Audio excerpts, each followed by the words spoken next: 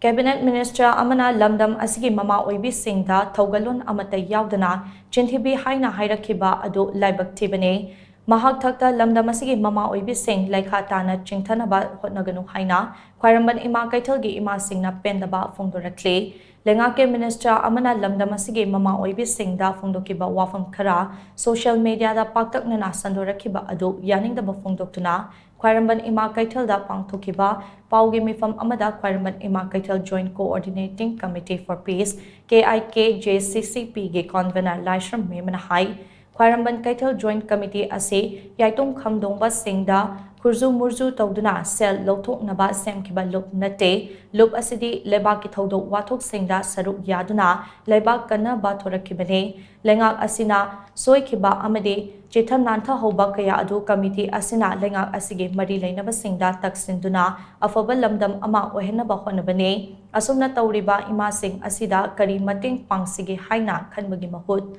Chintibi Haiba Asidi Yaning Day Cabinet Minister Oire Makuta Lengak Chupli Pai Haiduna Miyambu Hantana Yengba Chumloi Lengak Chupli Pai Gadauriba Asisu Supnatagi Chahi Manga Kaktane Asumna Mama Singda Singnaraklabadi Tungda Afaba Oiroi Mahaki Matakta Kari Togani Haiba Chap Chaba Firep Ama Mama Singna Lauragani Haina Mak Namakataki Bharat ki Kiba nungda laiba Manipurda adugumba narco terrorist singduna landara kanda kadi gi tumina laino noiga kadi mari lainai haiba chidi wahang se soidana thorkani answer se government amadi hairiba mantri sinane pakhum pibira oba penda badagi ne ba akhoi gi mapi mapa ne ba ngasi gi lengak lo singjina soidiba singche munna tanaraga akhoi gi lehoriba majority oiriba isa inau ibung pasing sina muktang munna tanaraga sekchenna Matungda de koi choibia de ko mina noknen gini koira mama koi na kanya nacha chonglam cha de ba kai maitam yam thagale kai gino noi Manipur itihasa imani harga kari gi noi na khoi da chaira di ikai ni haibai da mukta para che tambi bani iman noi lebak sidi pura totally fail oi hara di mama moina sidi jala moina stage sidi mo khoi am ikai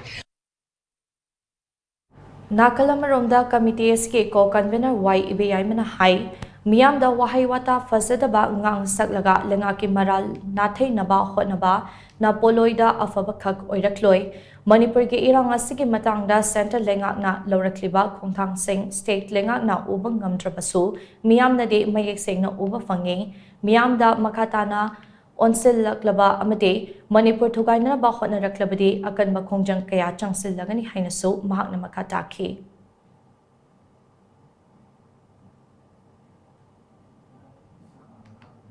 Party adu ada Congress oiro BJP oiro afabadu ne khoina pamise pajana pamise afabane ba asumba afabadu aduga akoina ngasi bobok chatareba hairiba wangang mayam sa Manipur imagi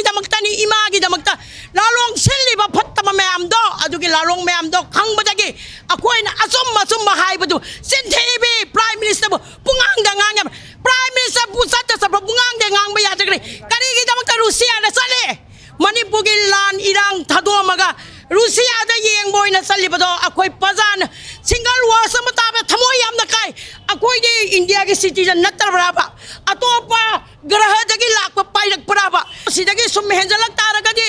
amadi Manipur government zat tauriba thoglang lauriba singsira hairak taragadi angladi ma meyam na tawgibagi thabak adudagi ba kai ken pami ima khodi mana tawwa ngangane haibase